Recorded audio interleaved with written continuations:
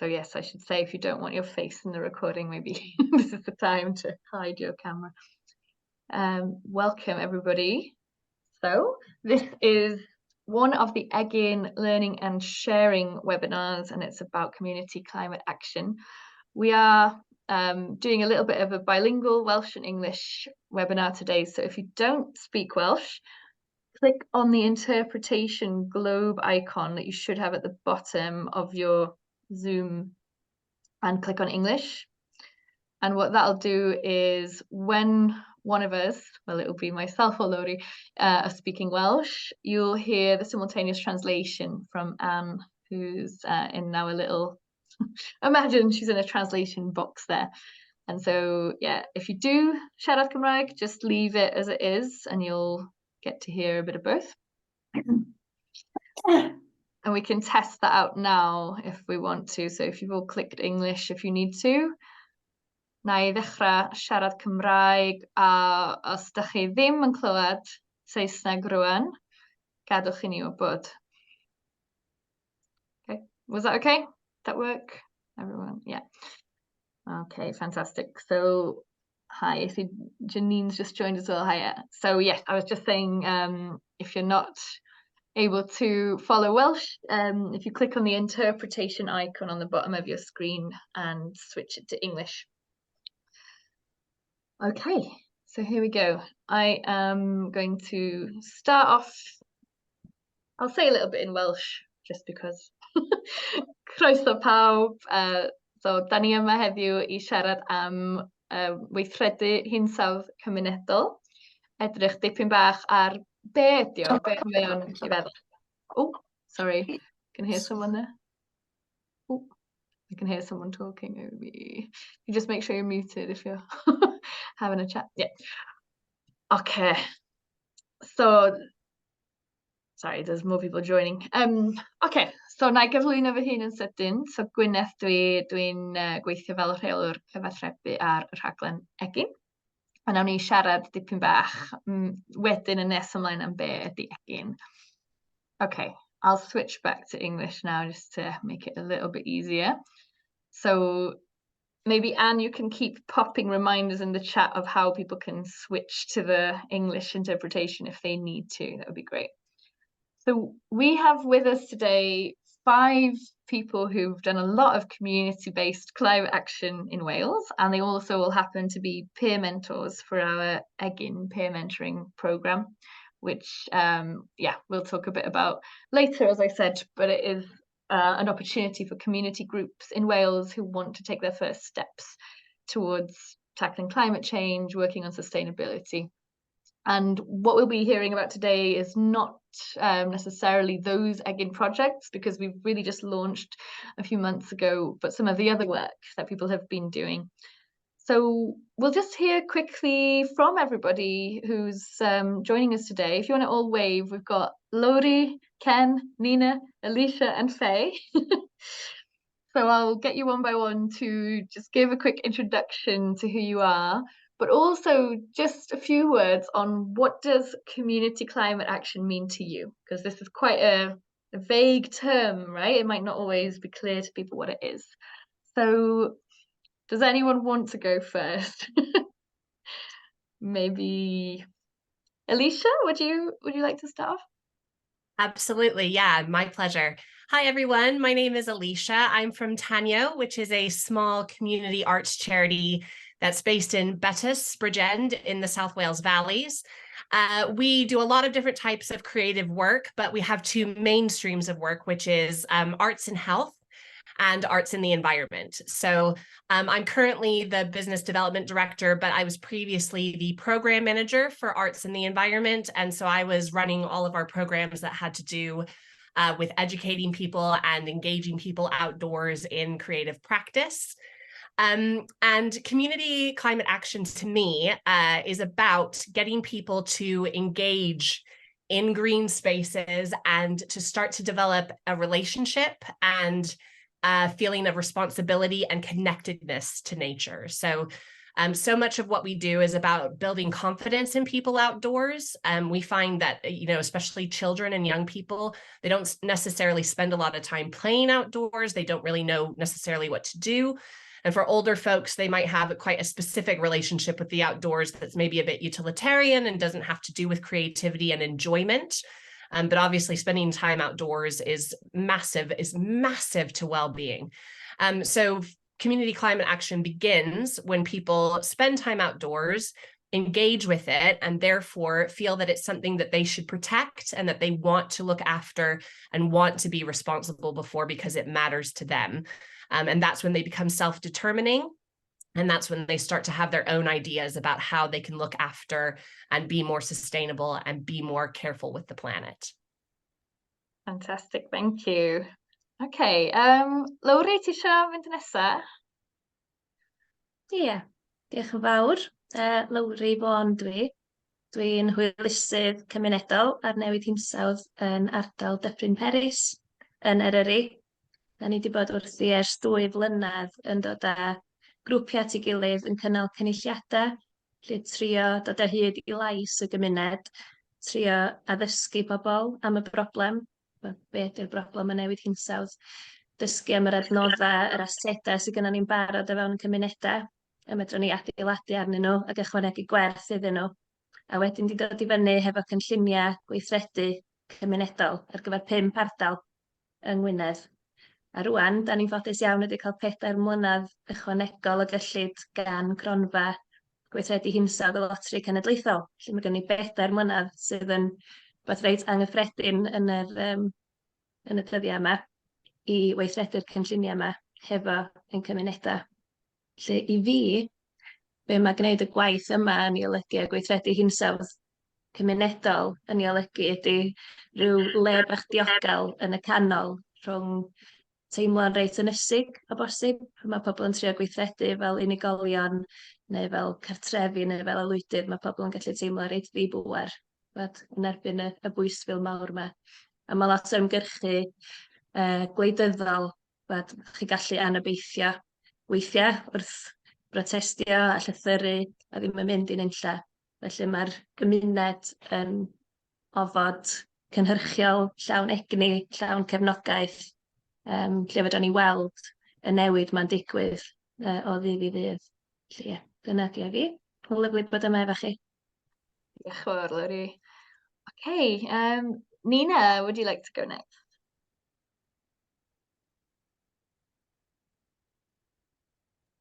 I was on mute. Okie dokie, I'm next.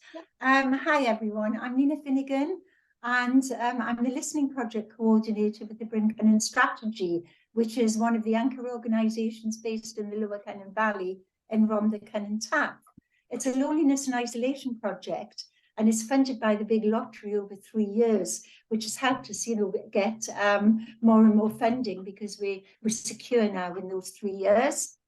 I've been involved with Renew Wales since it began as a coordinator, but I'm now an egg and mentor, and I've got 2 projects just coming in on the boil, and I'm really looking forward to starting them. They're both green projects. One's a farm who's looking at regenerative agriculture, and the other's a green bettus, which is a community growing space.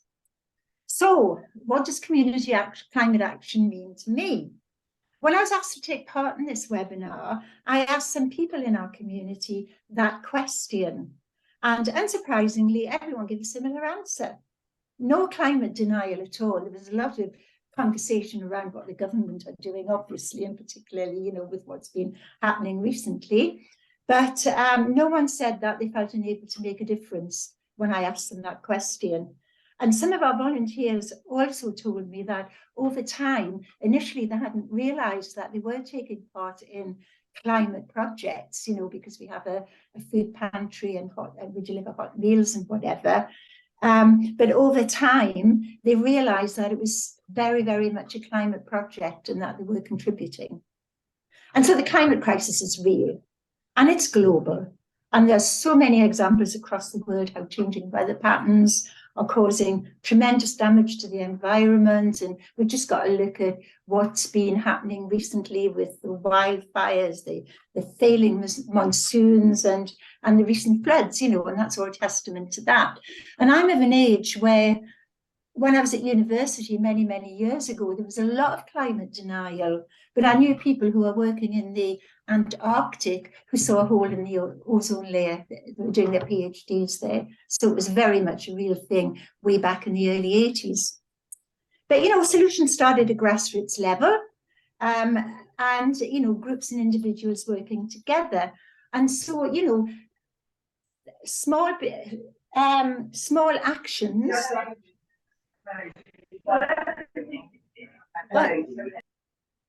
Sorry, is someone coming in there? Hid themselves. It's okay. I don't know what happened there. I am Marie. So anyway, small actions which are multiplied by thousands of people can lead to significant change in a short time. And I think we all agree on that. And, you know, everyone I spoke to said this. So in our own small corner of Wales is our Climate Action Network, which is doing some fab job. Community gardens in more and more schools are creating these, especially our own local school. There's regenerative agriculture, you know, an Egan project I'm just starting on, reducing food waste, buying locally, all sorts of things. And it's long, and I'm sure we'll hear more about these later. So there's just so much we can do on many levels. So one very small personal example, which I really wanted to tell you about, as well as buying wonky vegetables and growing wonky vegetables, I buy my coffee pods from a company which rescues wonky pods from landfill.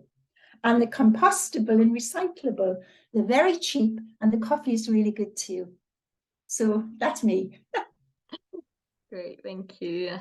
Okay, great. So now I'll ask Faye. Do you want to say hello? Oh, sorry. Or Ken, you waved at me. No. Do you want to? Sorry, I forgot Faye. She arrived late. Hi, my name is Faye Hollick. I work for an organisation called Aber Food Surplus. We're based in Aberystwyth in West Wales. We're an environmental organisation. We're probably more diverse than the name suggests, but I'll tell you a little bit more about us later. In terms of what is community climate action to me, I would say that it is people recognising that they don't have to accept the status quo, and collectively looking for ways to bring us closer to the sort of world that we want to inhabit. I think we've all heard the terms strength in numbers and many hands make light work, and I agree with those. They've been very true for us, but also I think there's a real beauty in the diversity of people's motivations and outlooks. And by working together, we can foster greater ambition, bigger ideas, and also give mutual support. If I use myself as an example, I'd say that before Aber Food Surplus, I was somebody that was looking for ways to minimise my negative impact on the environment. And then through becoming part of Aber Food Surplus, I'm inspired and confident that we can have a positive impact on the local food system. Fantastic, thank you. And last but by no means least, Ken. Hello. So I chair a community group called Tir Pontypridd, and I mentor from there. So that's kind of a voluntary role, and I started that because one of the things that communities often struggle with is permission to access the spaces that they need in order to engage in projects. And the intention is to, through a membership subscription scheme, to raise the funds in order to buy land that we can then make available to the community. And I keep being asked, what will the land be used for? I don't know. That's the point. It's what do the community want the land for? So, you know, that, and sometimes with funders, they kind of, you know, if you're going to them for money, they want to know what the outcome is. And quite often we're starting a conversation with the community and we don't know where that journey will go. So we don't know where that journey will go either. We're just going to start and see how we get on. And that's what helps with my stress levels, is that I don't know where we're going to go and I don't know how big it might get. Potentially huge, possibly small. we'll see. In terms of community climate action and what it means to me, for me, it has to be community-led. It's not something that can be sort of dropped in or started and then people invited to join in. It's something that has to come from the community itself. And we're very fortunate in the Pontypridd area in that there are quite a lot of sort of local environmental activists who've started various initiatives over the years, often some of the same people. But they kind of get an idea to do something and get on with it. And part of the reason for that is our Friends of the Earth group is really anarchic, and the structures are really loose, and that allows people to come forward with ideas and to sort of seize on the thing that they're passionate about and run with it, and it works really well. So we've got like a local litter picking group, and litter doesn't feel like a climate action. You know, when you look at it as how much carbon are you saving, is it climate action?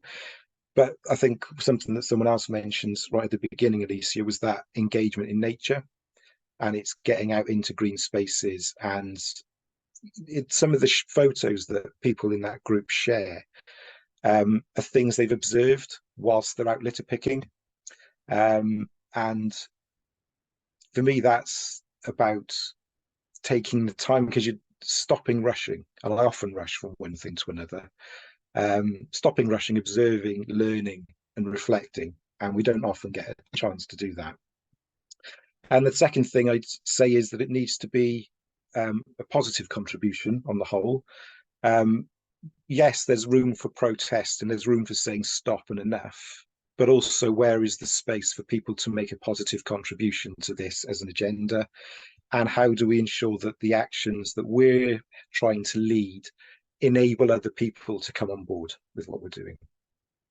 So that's my 3 things, I think, on that. Great, thank you. So we will definitely have some more questions for you all shortly. I've got a few more questions, and then we'll end with taking some questions from everyone else.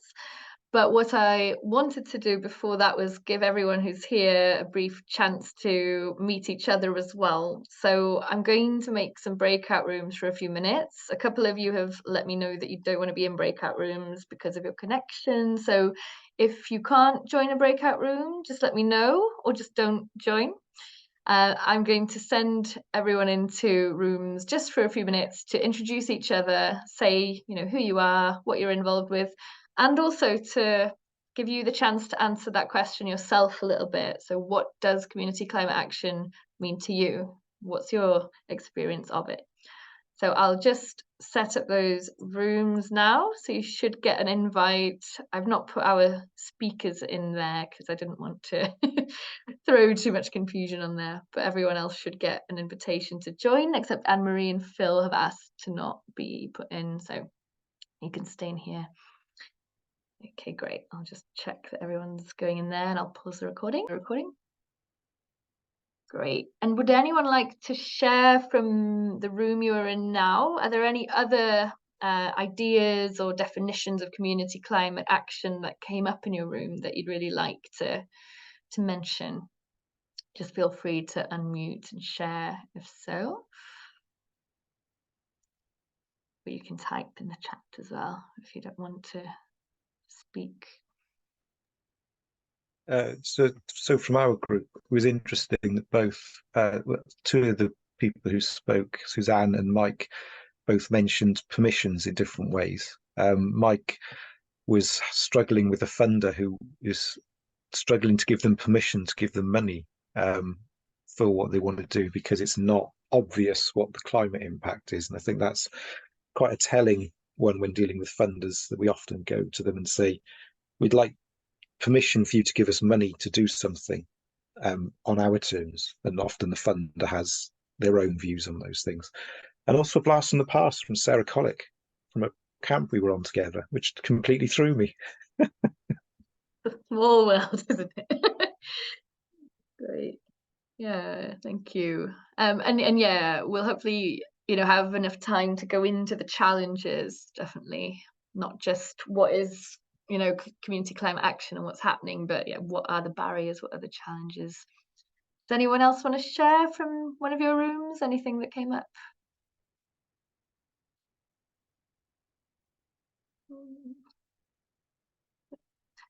Okay, that's fine. We'll go on to our panel again. So I'm going to just ask all of you to say a little bit more about one of the community climate projects you've been involved with.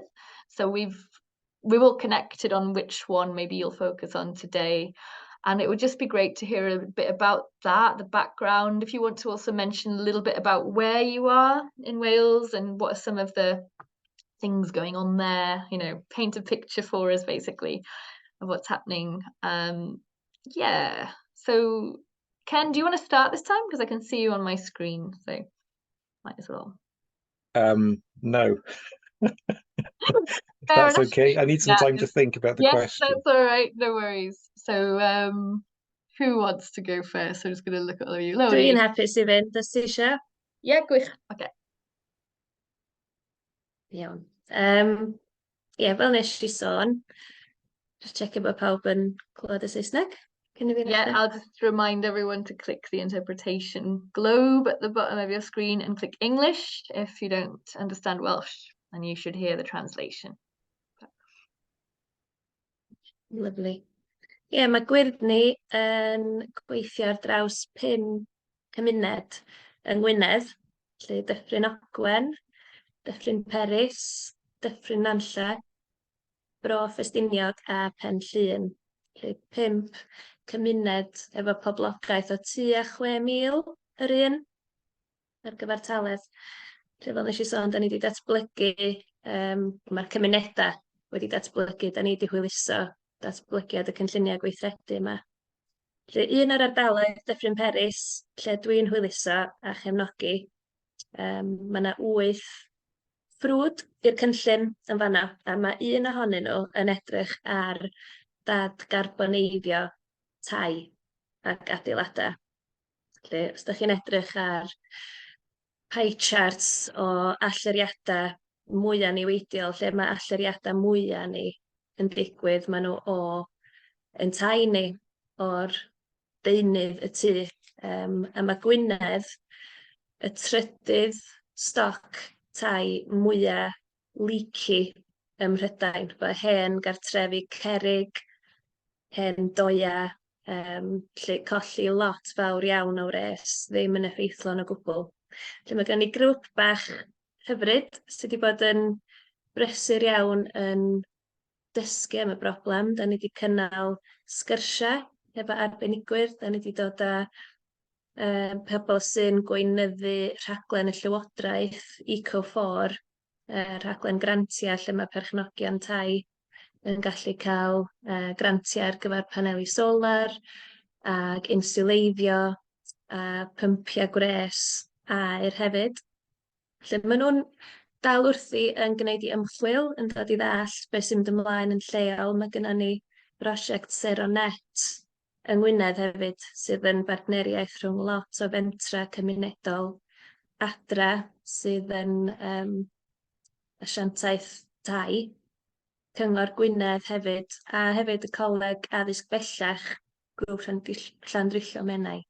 Lle mae yna bartneriaeth diddorol iawn yn datblygu yn fan'na. Mae yna ganolfan arbenigedd, canolfan reit arloesol, lle fydd pobl yn uwch sgilio, lle fydd adeiladwyr, a pobl sy'n toio yn dysgu sut i fod yn adnewyddu tai, sut i fod yn adeiladu tai o'r newydd mewn ffyrdd sydd mor ddigarbon a phosib. Felly, mae'r grŵp bach yma yn ddiwyd iawn, wedi bod yn ffeindio pobl sydd wedi ôl-ffitio eu cartrefi. Maen nhw wedi gwneud ymweliadau cyfnewid yn gweld beth ydych chi wedi gwneud yn lle, beth ydych chi wedi defnyddio ar eich tŷ cerrig chi. Mae yna un dyn sydd wedi insuleiddio ei dŷ a di'n defnyddio dim gres o gwbl trwy'r Gwanwyn a'r haf. Bobl eraill sydd yn gwbl carbon neutral wedi ail-wneud tŷ o'r 1970au. Lle lot o waith, y grassroots, rhannu arfer da, ymweld ei gilydd, dysgu am yr holl brosiectau sy'n mynd ymlaen yn lleol yn barod, a jyst cynnal y rhwydwaith yna, cynnal y llif o wybodaeth, bod yn eiriolwyr dros yr angen i dadgarboniddio yn stoc tai, a'r ffaith bod yn arbad arian.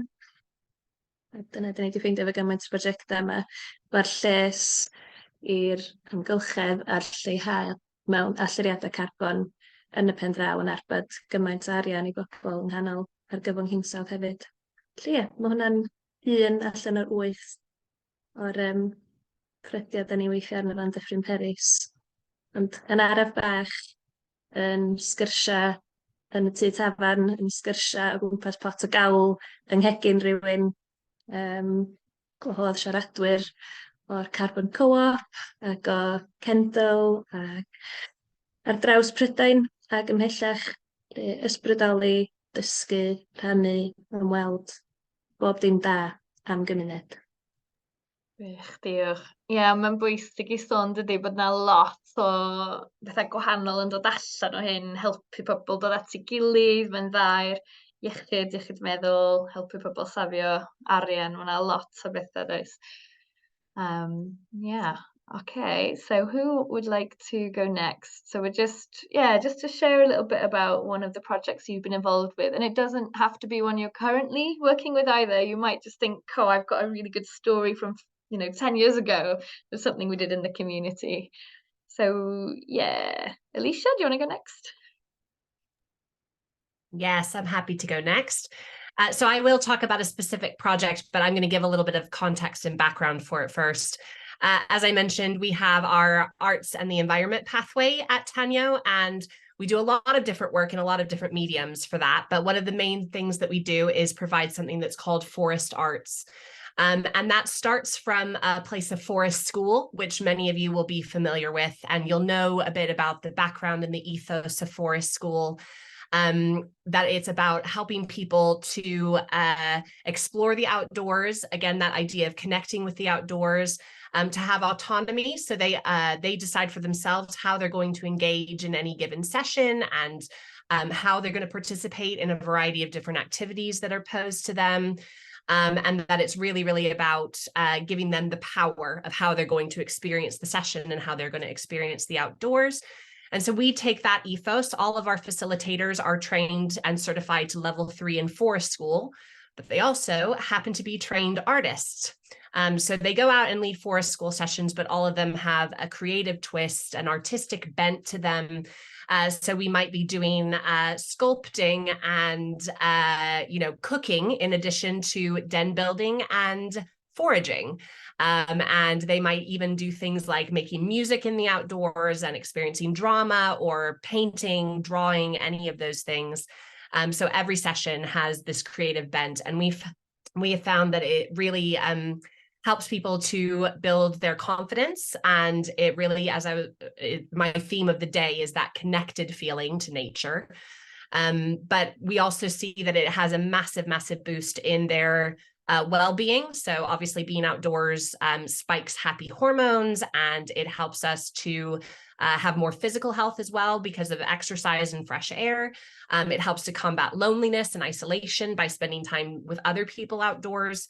And our sessions are also designed to help people to cope with eco-anxiety. So helping them to understand the positive things that they can do for the environment and the small steps they can make, and the sort of larger positions that they can take in terms of maybe becoming more politically active or standing up for the environment in their own community. But also for them to understand that it's not their fault. They haven't done anything wrong. It's a systemic problem, and it's a social problem, and it is a political problem that's much bigger than them. So they can do what they can do, but they're not going to be able to be in control of everything, and that's okay. It's not their fault.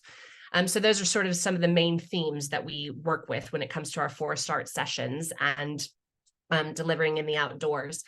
And the specific project that I wanted to talk about was some delivery that we've been doing in Ogmore Vale, which is in the Bridgend Valleys. And it's a community, it's a small community of folks who just before the pandemic, they unfortunately experienced a spate of suicides. And all of them were, well, the majority of them were young men under the age of 25, and it absolutely racked the community. They were absolutely shaken by it. And this was before COVID even came and threw more spanners in the works. So we were approached by actually the warden of one of the parks in the area called the Ogmore Washeries. It was an old coal washeries. And the warden approached us and said, this community is struggling. Is there anything that you can do? Can you do anything to help them to cope with these feelings and to feel more connected to each other, more connected to the land, and more connected to life? And so we came in and we started delivering our 4 Start sessions and delivering them for families. And one of the best things about 4 Starts as we do it is that it's any ages. We can adapt it to be for any ages. And this was our first time delivering it to where we had children and their parents and their grandparents all taking part at the same time. And what was absolutely lovely to see, we are still doing this work actually there, but it's relatively sporadic because it's very much project funded, and the local council really believe in it. They've funded a lot of it.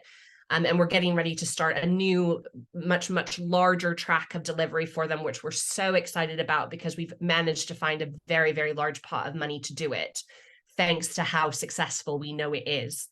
But the sort of one of the most surprising outcomes and the loveliest outcomes was that in the periods of time where we have been delivering consistently, whether we've been there week in and week out delivering these sessions, vandalism and antisocial behavior has absolutely plummeted. And it was a real problem in the area. And since we've been coming in and delivering regularly, it's almost entirely ceased. And in sort of the longer periods of time of breaks in between delivery where we've had to search for more funding in order to continue going on, we've seen spikes go back up, which has been very, very unfortunate. But it's also telling us that this is a real outcome of what's happening. And that vandalism, of course, has been incredibly damaging to the environment. It's been ruining trees, killing wildlife of various different types. The park is full of benches and picnic tables that are fireproof, and the level of commitment that these people have to setting things on fire and destroying them, you just think, how do you have the time to sort this out? But they do. They figure out a way to burn things to the ground. So it's all stuff that's incredibly damaging to the environment. And so we know that being there, having the community engaging in these sessions, and it's all age groups working together in the 4 Start sessions, having them there and engaging is giving them and is giving the community a sense that that space is useful, that it matters to people, and that it is something that the community can benefit from. So while it's obviously not putting off vandals in the periods where it's not used, it's busy enough and it's sort of cherished enough in the times when it is being used that people are laying off of it and staying out of it if they have sort of negative intentions about the space. So it's just an example of how that engagement and the presence of people in that park, in that community, has made a difference to the wildlife and to the green space in general. Thank you. And it's, really important to bring up all these connections, right, between mental health, community health, and what seems to be very clear is that what we call community climate action is generally overlapping a lot with the things that we know are good for our mental health, right? A sense of community, and we're affected by what we see around us, right? If we see thriving, beautiful nature versus if we see things that have been set on fire and destroyed, that has a massive impact as well. So the benefits of getting involved in something seem to be, pretty clear. Okay, who wants to go next? Ken, you've got your hand up. Do you want to go next? Well, just to come in and say that in permaculture terms, we call that wild energy, that often there are wild energies channeling through a community, and if they're not harnessed and focused on something positive, they can be quite destructive. And young people have a lot of wild energy, and they need a focus for that energy. And if they're not engaged, they'll find their own ways of engaging, and often that's about expressing discontent and what have you. Anyway, so I wanted to say a little bit about the law of unintended consequences or outcomes. They often start things and we're really successful, but not in the way we originally thought we would be. And if we're not open to those unintended outcomes, we can chastise ourselves and beat ourselves up over not achieving what we set out to achieve, whilst the impact we may have had would have been great regardless. So we recently put on organised a gathering. So we had no money at the time. We were going for some grants, but we had no money. And I picked up on something that Co-op were doing, Compass were doing, and I got in touch with a guy called Ben Bostock and said, look, we're putting this event on. Do you want to come on board and help us make it happen? And he was very enthusiastic, much to my surprise, and said yes. So Compass kind of brought a facilitator in from North Wales to work with us just on the day, just so I was able to free my energies up to coordinate what was going on with the event rather than on engaging with people. So she focused on the engagement side of things. And we organised a gathering for community groups that are accessing land across RCT, because we wanted to show the local community what was achievable once you were able to secure land. So we had local friends of Gwen Woods who bought woodland nearby to us when it came to auction.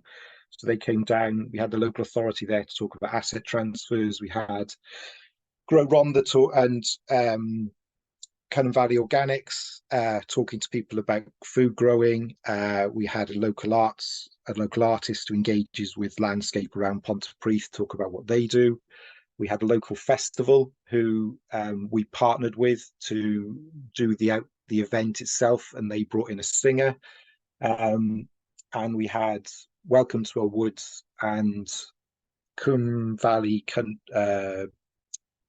organisation up in Cwmder, I forgot what they're called, woodland associations. They've bought woodland and they were selling charcoal. And our purpose as an organisation, as a group, was we wanted to attract new members. And we thought optimistically we might get 10 new members join. We didn't get any. So I was a bit kind of like miffed, because I was like, oh, we did all this stuff and we haven't got a budget for marketing materials, so we weren't a visible presence on the morning.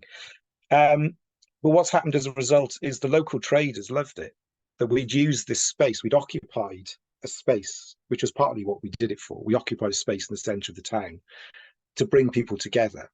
And the local traders thought it was fab. There was a local cafe that had one of its highest takes they've ever had, and they've been open 3 years. So they were chuffed. And we'd had conversations with the local traders about what we were doing and how they might benefit from and contribute to it as well. So they were hosting the singer, and they put a pizza oven outside on the square, etc., etc. So they made some good money. We made a bit, but we didn't make that much. And then some of the other traders engaged with some of the local businesses in the area. So we've now got the charcoal producer who was there is now selling their charcoal to the local whole food shop. The stall holders all talk to each other, and Compass are now doing stuff with Welcome to Our Woods. So there's all of these things that happened because we did the thing that we did, even though that wasn't what we did it for. And the best thing is that the local traders decided to run a quarterly local produce market on the square, because we showed them, what we did was we showed them what was out there locally and what difference it could make to them by having something of interest in the middle of the town. And it worked incredibly well, beyond our wildest expectations. Rubbish for recruiting members. I mean, it kind of raised our profile with people, but we didn't get the sign that we were looking for. But that'll come in time. But it got us the traction, and it kind of improved our reputation. People now know us as an organisation that can put stuff on, and they respect that. So yeah, it was really good. And then briefly to mention a group that I mentored last week. So I wanted to kind of mention the role of community councils as engagement opportunities with communities, because often working with the public sector can be really hard work, but sometimes the public sector can be really enthusiastic and on board with things. And the Gweithredu is a new kind of initiative that's starting in Gwynedd, and it's 2 community councils. So you've got Waenfawr Caethro Community Council and Bwtysgarmon Community Council, and they recognise that their community needs help with tackling climate change, and with, you mentioned, Lowry, the energy issues in homes, and a lot of the sort of solid stone housing and the challenges there. So they're looking at something that I was looking at 15 years ago in RCT, which is an area-wide energy programme. So within those two community council areas, what resources do we have in our community that the area the town councils cover? What community organisations can we engage with? What people can we engage with? And what landscape can we engage with?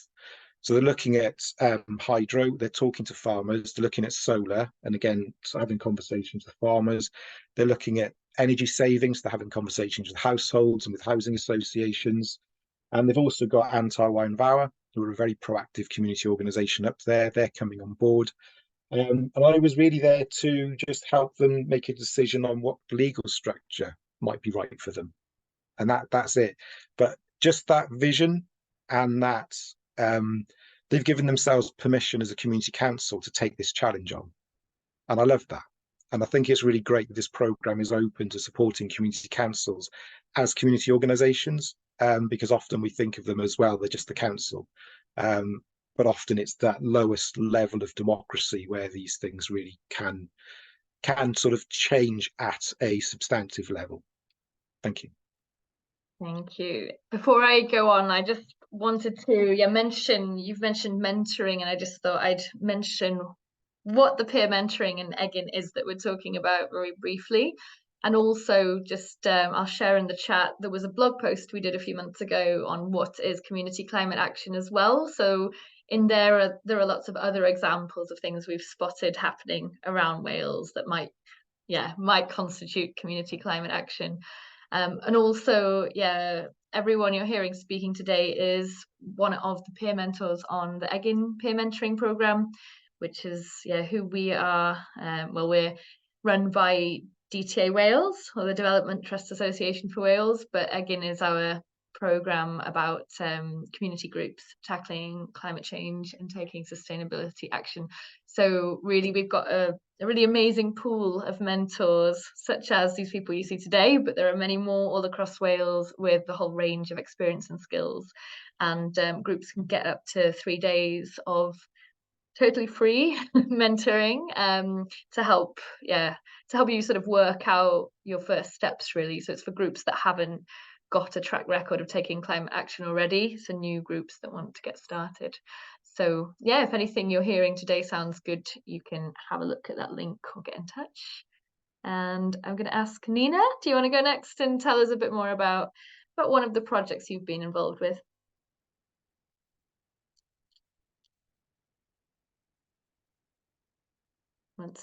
I'm trying to wrestle. There you go. My mouse keeps sticking and I can't, move it around the table. Yeah, I love being a mentor. I really enjoy it so much. And I've been involved in so many different projects. But this time I'm going to talk to you about my own project, which I'm doing through my own work. And it's very much a food-based project. So earlier this year, I applied to the SPF Levelling Up Fund, the major grants, thinking we weren't going to get anything, because around the County Borough Council was saying, oh, there's so many people applying and, we're not giving much money out. But we got enough to start a lovely little project with 2 community development staff who will be working across the food pantries in the Lower Cynon Valley, and that it develops our existing programme.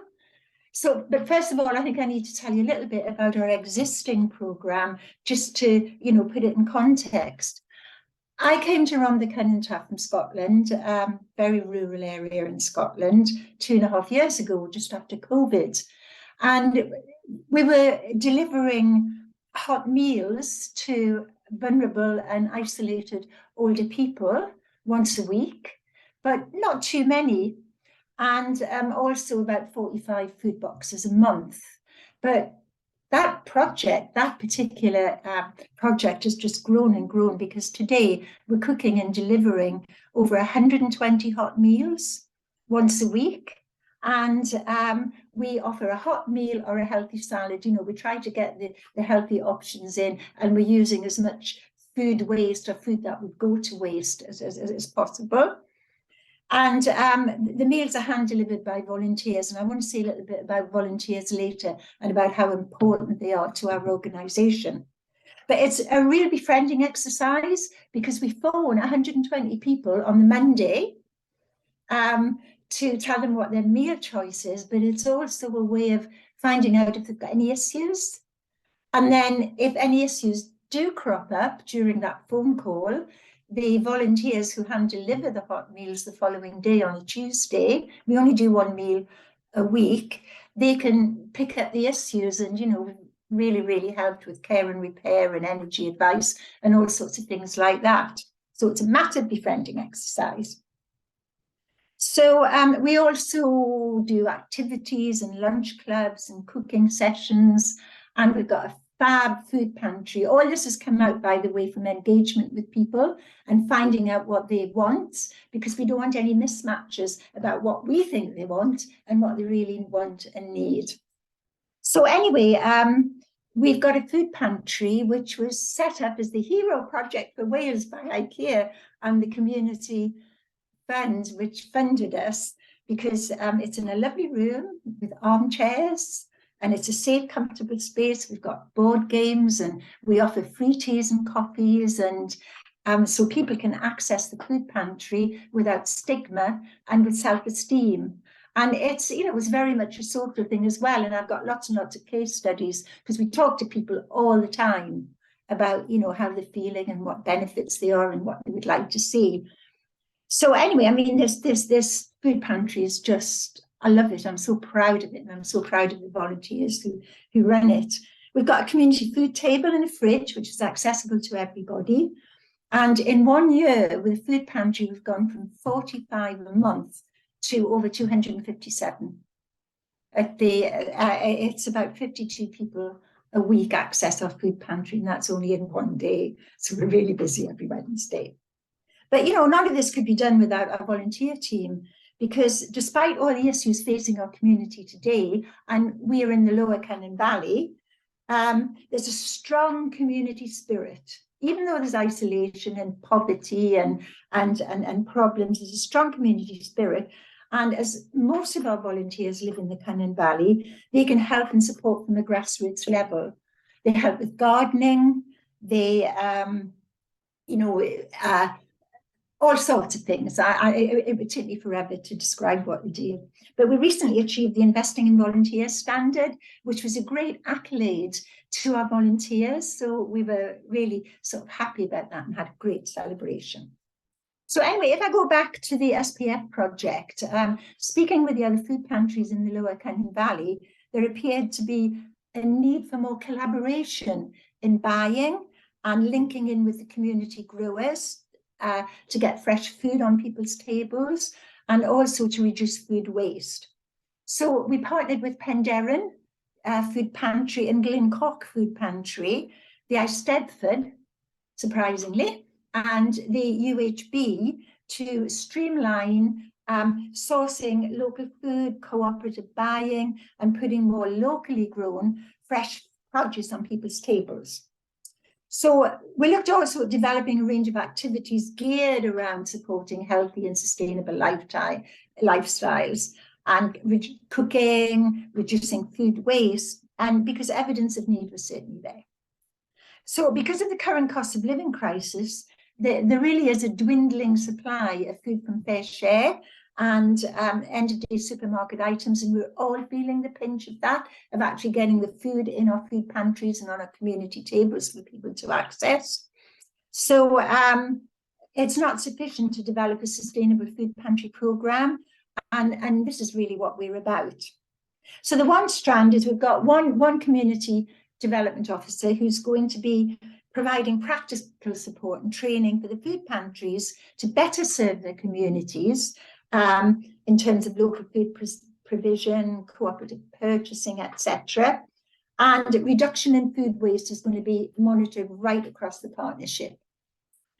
The other strand is wraparound support and people development. And so we're developing healthy cooking classes and demonstrations, recipes, and we're going to signpost to support agencies, which we already do. And we do it through our hot meals and events and things. But we had our first cooking demo yesterday, and 37 people came. We use chickpeas, and there's a glut of courgettes at the moment, so we use courgettes and tins of soup which had been hanging around the food pantry which nobody wanted, and lots of sort of the fresh food from the table. And people, you know, everybody said that they'd really learned a lot, and they will actually take these items from the food pantry now, and they wanted, you know, recipes for nourishing meals. It also includes producing a Welsh-themed intergenerational recipe book, which is, you know, very much like a heritage project. And that's going to be launched at the Eisteddfod next year, along with a big food event. And I'm hoping that we can link in with Tir Pontypridd, Ken, to get that going, because I think the Eisteddfod's going to be in Pontypridd, isn't it, this year? And I would love to chat about that. Oh, it's going to be amazing. So it's really exciting times, and it's very much a community-driven project.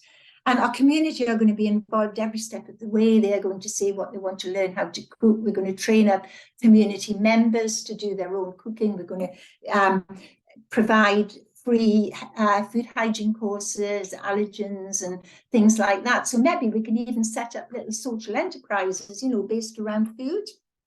And so, you know, watch this space. I really think that cooperative consortium funding is really, really important, because there's a massive sort of competition, you know, the funds are dwindling. And so if we can work across areas and across groups and things and do joint projects, I think really that's the way to go, rather than working in our own little silos, you know. So anyone who wants to join in with us, and I've got a few challenges, but I'll talk about those later. If you want a copy of the project plan that I put into the SPF, then I'll send you one. You're all welcome to pop your email addresses in the chat as well. Okay. Pins or whatever. Okay, and I'm going to finally go to Faye as well. So Faye also might be talking about food waste as one of the issues, right? So Faye, do you want to tell us a bit about what you're doing over there in Aberystwyth? Well, thank you. I think I mentioned earlier, Aberfood Surplus is our name. Doesn't exactly reflect all of the work that we do, but it definitely reflects our origins. Aberfood Surplus was established in 2016, and initially we were a group of people who just approached the supermarkets and asked them, if you have food that you don't want to sell or unable to sell, but is still good to eat, can we have it? And I think to their surprise, they said yes. It was a really innovative idea at the time. Now we've got a whole, well, we haven't got a whole, but there is a whole nationwide network of community fridges that are built on that sort of relationship. But at the time, that infrastructure didn't exist. And they didn't have premises. They were working on an idea, and it's progressed from there. Participation in a People's Assembly type event led to a relationship with one of our local housing associations who had a property which they couldn't let. It doesn't have a kitchen, and so they allowed us to have it for free. And that was where we based our food collection and redistribution. It enabled us to be able to carry out more food collections. We weren't allowed to redistribute to the general public, so we were establishing relationships with charitable organisations to have a place to be able to share this food, that people could actually use it. And we were working on community events to raise awareness about food waste. A third of all food globally is, which is produced globally, is wasted. And if we think about the environmental impacts of all that food being produced and all that food being wasted, it's just massive. So from our little food sharing space, and through our community engagement events we were able to put together a National Lottery funding application which enabled us to open our first community space. It's a tiny little space on a road called Calebiot Street in Aberystwyth. On one side we've a vegan deli, and on the other side we used to have a really nice flower shop, but they've just recently closed. It's a bit of a hub for foodies actually, because there's also a local butchers and a whole food shop. So it's quite a nice sort of area of town for us to be in. From that space, I think Nina mentioned earlier, obviously surplus food, we don't know what food we're going to get. It's highly changeable in terms of volume, type of food. One day we might have next to nothing. The next day we could have 2 carloads of parsnips. The day after that, shortly after COVID began, we literally filled our whole hub with bread. It was pretty wild, and it took a lot of telephone calls to be able to redistribute that before all the everybody sort of shut down for the big event. We've developed from there when we have our food sharing space in an effort to like usefully use the gluts. We've used social media to build our community engagement, get our message out further. We have a bank of freezers now to cope with all the ready meals that we are generally used by items, so they have to be frozen at the time that we collect them so they can be just distributed within a month. We've also purchased a dehydrator, so we're working on normalizing dehydrating as a way to make shelf-stable food from items which may otherwise go to waste. From challenges of not being able to distribute the volume of food or it not being suitable for people, we've created a network of people, or we've established a network of people that we can contact that have animals that would take the food off us if we can't fulfill our first choice, which is giving it to people. And then from there we went and purchased a composter, so a hot composter. We have a rhai composter. We use that to produce compost, which we now use for our community growing projects. We think one of the key elements of this idea that 1/3 of all food is wasted is the fact that we're sort of living in a system which has devalued food, and we're really working to help create or re-establish the connections that individuals feel with food, with the land. So we've worked at various times on skill sharing activities. We also have a seed sharing library, so we're looking at ways that we can reduce the barriers to people actually producing their own food, so they can feel the joy of producing their own food, so that they can have like the freshest of food available. And also they have a greater appreciation of the work that goes into producing food. We also have, as I mentioned, community growing opportunities. So if you're thinking about wanting to grow your own food but you don't have any experience, then you can learn in a sort of safe space with other people that are going on that journey with you. We are 1 year into a 3-year national lottery project at the moment, a subsequent national lottery project. We identified the fact that our ambitions for our space, whilst they were very ambitious pre-COVID, during COVID and subsequently, it was just too tiny to be able to get to do everything that we wanted to do and work with all the people that we wanted to work with. So this funding that we have is going to enable us to move into a larger space and hopefully reach more people. It'll be on the actual high street. We'll miss our compatriots that we've cohabited with for the last few years, but we definitely think it's a positive move forward for us. We've also developed we're part of a larger project called we have been part of a larger project called called Tubby Dubby.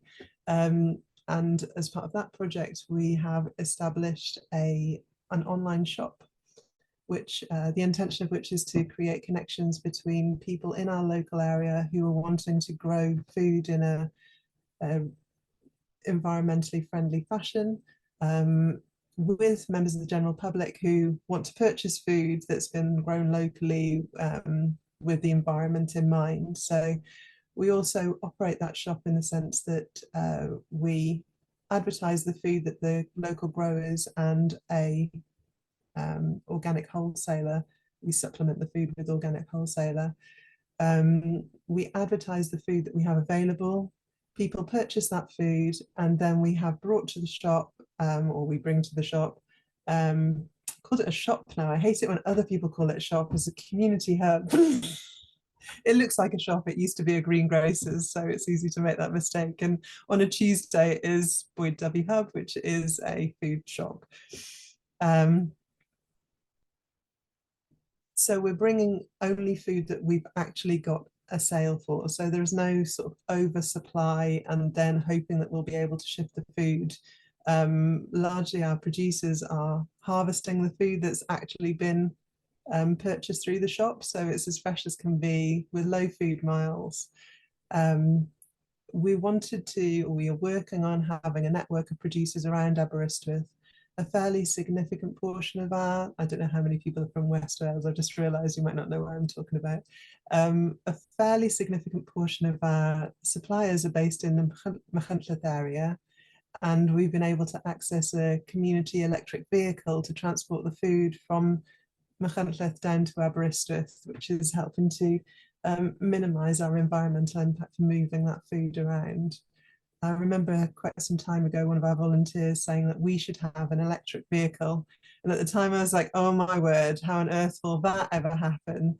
And now we have our own electric cargo bike to move our food and our equipment around Aberystwyth, and we're able to access this Machynlleth community vehicle and use it as a resource without incurring the cost of actually purchasing our own. But it does sort of feel that in the future, maybe there will be a Aberfood surplus electric vehicle moving food around the area. I've spoken very quickly. All right, we've got I think I've covered about everything that we've done. No worries, we've got some praise for you there in the chat from Suzanne as well, saying you've inspired a lot of their own work. Yeah, well, so I want to say, yeah, there's so much happening in Wales. It just seems that there's a massive energy towards collaboration, right, and community action in all its forms. And you know, I was living abroad. I was in the Czech Republic up until last September, and it was seeing all this happening in Wales that really inspired me to come back and, you know, really get involved with all of this as well. So it's really great to hear, and I'm sure this is sort of the tip of the iceberg actually in terms of community action that's happening at the moment. But as a few of you have said, right, there's been so much working in silos over the years, and now it seems maybe there's more and more talk about, you know, let's collaborate, let's cross-pollinate as much as possible. So I do want to ask you about some of the challenges as well, but maybe let's see if anybody wants to ask a question first from everyone who's here. So from those who haven't had to run away to another meeting yet, does anyone want to jump in and ask something either to the whole panel or to one specific person? Just feel free to raise your hand if you've got anything you want to ask. No. I will ask things if not. So yeah, so challenges, right? And I made some notes as everyone was speaking that it seems the big challenges are often the same. They all come down to resources in different ways, right? Whether we're talking about the actual resources of our earth, our, well, financial resources to get our projects running, people in terms of getting the funding for staff or getting volunteers, getting people engaged and involved. And we've talked about, yeah, mental health as well, right? In terms of the risk of burnout, also eco-anxiety, you know, there's a lot of different things like that going on. So I don't want to end the talk on listing all the big challenges. So I will frame the question as, can you tell us about how you have been overcoming or working on or trying to approach one of the challenges that you've faced? And that's open to everyone, really. I don't know if we'll have time for everyone to go into a lot of detail on that. So if someone feels like they really want to go in and answer that first, then please do jump in. Nina, you're trying to unmute. Is that okay? Yeah. Yeah, So one of our challenges is how to get over the climate message, because we're dealing with food, we're dealing with putting food on people's tables, trying to deal with the cost of living crisis and linking that into the climate crisis. And when people are hungry, all they want is food. They don't want to know where it comes from and whatever. And I'm speaking generally there, not specifically. So what we are trying to do is just, ensure that all of our cookery sessions and demonstrations are going to add value to that message. And particularly with the food waste, with the growing, we're trying to encourage our local residents to maybe give a little part of their garden over to growing, and to, if they've got any surplus, to giving it to their community. And that's happening now. It's great. We're getting loads of courgettes though, too many courgettes at the moment. So our recipe book's also going to draw attention to these issues and is going to indicate, ways in which people can help individually and practically. And there'll definitely be no jargon about that, because it's still a bit of a dodgy issue, isn't it? In terms of, well, I don't know. You know what I mean? Yes, exactly. I mean, there's a whole field now just called climate communication, right? And it's all about how do we, communicate these issues to people? How do we explain things simply? And it's obviously not easy, or there wouldn't be the need for all of these different academic disciplines and organizations. Absolutely. I don't know if you're familiar with Climate Outreach, but they have a lot of really good materials on this as well. They look into climate messaging and framing, and they do a lot of studies in the UK and beyond. So that's I try to keep up to date with all of those to inform how I'm doing our egging messaging, for example. And sometimes you do it by stealth. And I remember when I first became the Renew Wales coordinator, we were all told never mention climate change. But that was in 2012. And look how it's changed now. I mean, the climate message is really quite at the forefront of many people's minds. Yeah, absolutely. Yeah. So what Even else? Rishi Sunak. What? I said even Rishi Sunak. Oh God. He came out yesterday as a closet hippie. I was really impressed. Oh, Ken, do you want to mention any of the challenges you've faced? And I don't know if you Well, I wanted to big up Mike and the Hay Public Library, because there's a little really interesting thread happening in the chat. I find it interesting anyway. And that's that they're involved in conversations with Banau Brycheiniog National Park on their new 5-year plan, changing of planning rules to allow regenerative farming. And I've been banging on for years about how we need a public infrastructure framework which is enabling and frees things up and allows things to happen, because far too often the permissions framework is what holds things back. And I think once we start seeing those strategic infrastructure frameworks change, then I think we're really going to see some movement. Nina said the conversations we're having now in communities are really different compared to the conversations we were having 15 years ago, but the framework hasn't necessarily made progress. So once that framework changes, then we'll start to see things happen. When we were doing the energy stuff in RCT, we didn't need funding to be told no. We'd got funding to be told no.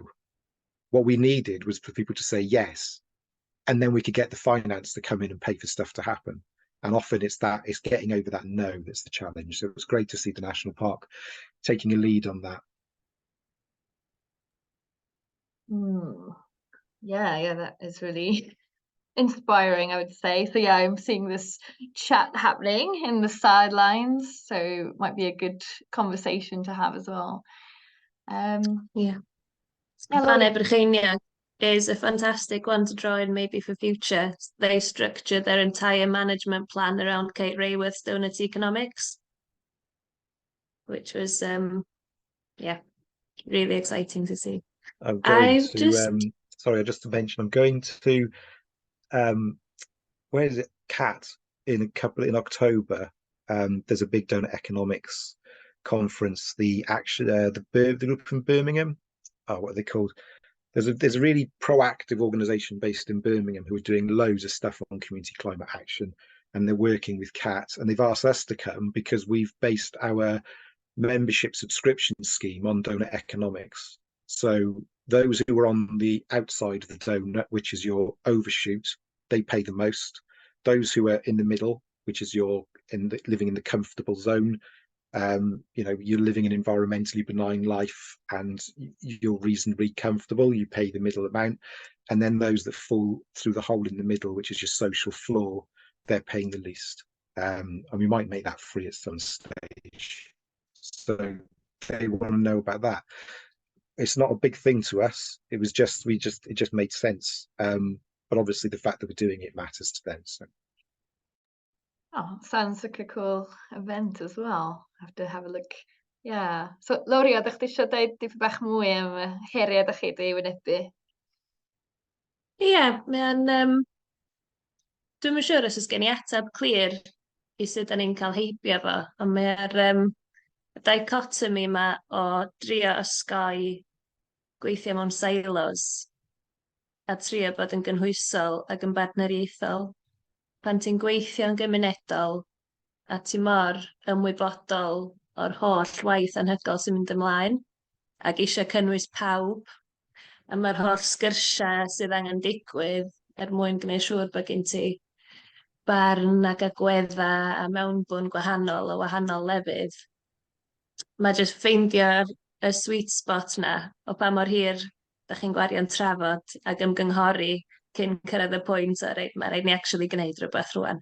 So, y balans na rhwng, gwneud gormod eich hunan, bod yn top-down, bod da ni fel gwirthni yn mudiad cymunedol, mae wedi cael ei sefydlu gan mentra cymunedol, mae'r rhaglenni, mae'r cynlluniau i gyd wedi cael ei dyfeisio gan y gymuned, ond mae'n dal yn grwpiau eitha bach, felly mae'r ddawns yma o hyd rhwng clywed gymaint o leisiau fedra ni, trio cyfarch anghenion a gyfynion pawb, a hefyd mae rhaid ni jyst bwrw ymlaen a gwneud pethau.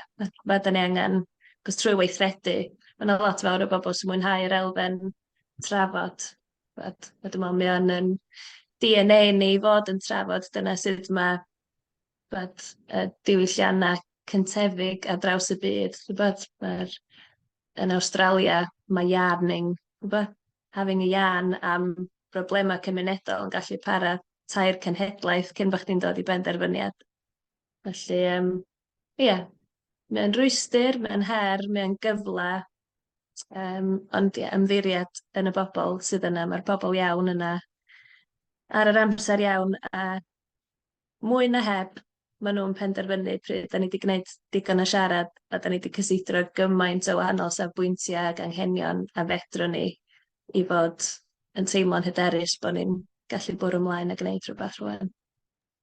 Mae hynna'n beth pwysig wedi cael pobl i gytuno a be di'r amser pan ydych chi'n dweud reit, mae yna ddigon o bobl yn iawn efo'r syniad yma. Da ni'n mellai angen consensus llawn bob amser, so I know we've just got about 5 minutes left. So Faye or Alicia, do either of you want to step in and comment on any challenges? And you don't have to have overcome them maybe, but it would be great to hear. Yeah, Alicia. Yeah, I was going to say something that kind of follows along from what Lowri was saying, and I think probably is a challenge that many people here will have faced, and probably all these projects we've talked about today will have faced in different ways, and that is buy-in in the first place, getting the community to know that we're there and getting the community to trust us and to want to engage and want to become involved and feel like their voice is going to be heard and that they're going to have a wonderful experience. And the way that we have overcome that challenge in so many of our different projects, and including this one, is just to be present, to be out there in the community, listening, open-minded, ready to receive people, being friendly, providing them something that is a little maybe outside of their comfort zone, but not in an intimidating way, and that challenges them, but challenges them in a way where they are going to be able to achieve a level of success, even if that level of success is, I had a go and I got involved. And so for us, it's the buy-in in the first place, and getting people to feel that they're going to come along to something that's going to be special and something that is going to make them feel better, make their lives better, and empower them. And I'm guessing that is something that every project here has also come up against and has tackled in their own ways. Yeah, we're hoping as well that we can put on a webinar focusing just on that question, right? That community engagement, buy-in, how do you communicate the message and really get people involved? Because they have to believe that there is a point to them coming, right? People's time and energy are very limited a lot of the time. So yeah, Faye, do you want to add anything as well from your own side over there? You don't have to. Like, oh, the last voice.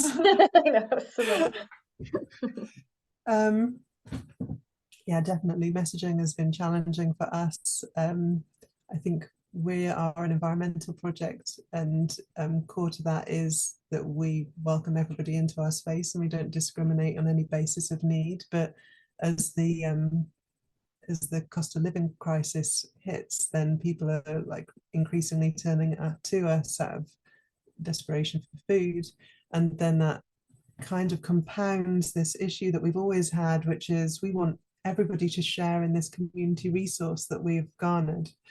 But this isn't free food that we're giving out. We aren't supported by the supermarkets that give us this food. We're almost sort of supporting a broken system in a sense, which is kind of frustrating. Because they can now sort of say, oh, we've made these donations of however many tons of food that in real terms they would have otherwise disposed of. But we need to maintain those like positive relationships with those organisations in order to be able to still provide an outlet for that, a positive outlet for that. And also a concern is that as the cost of living crisis increases, that people will not want to, as we've had the problem in the past, they don't want to take the food from somebody that needs it. Or like, it's so erratic. Surplus food is so erratic. Nobody can rely on it. You couldn't live a healthy life just existing on surplus food. The surplus food, although it's part of our title, is not like the core of our being. And again, on the sense with the funding, we've always wanted, we've not wanted money to be a barrier to anyone participating in our activities. So we've rarely charged for anything. We'd generally say that everything we do is pay as you feel, other than Bwyd Dyfu Hub, where obviously we're a conduit for local producers to be able to sell their produce. So we put a very minimal markup on that produce, but we have to put a markup on it to be able to process it without it costing us money to do that. And we find in trying to like create productive working relationships with other organisations, we are, as Larry's suggesting, putting a lot of energy into what this future is going to look like with this funding that we're trying to strive for. And then if you don't get that funding, that's a real disappointment. And it's really a challenging thing to manage those relationships in the sort of face of that. Luckily, we've like been fairly successful with our funding applications, but they haven't all been successful. And sometimes I think of those alternative realities where those projects got the funding and I'm like, oh, I really wish I lived in that world. I've got to find a way to make that happen. But it's hearing these stories, including the challenges, right, that I think gives all of you that experience that you can bring to other community groups. So I just want to say, yeah, for anyone whose organisation or non-profit or community group thinks you might benefit from having support from one of our speakers today or one of our other Egin mentors, just yeah, do get in touch or visit the Egin website to find out how they might be able to support you. And yeah, thank you to all our speakers for sharing today. It's been great to hear your stories. I will stop the recording now, but we can also, if you've got a few extra minutes, we can just sort of stick around if anyone else wants to ask anything. Thank you.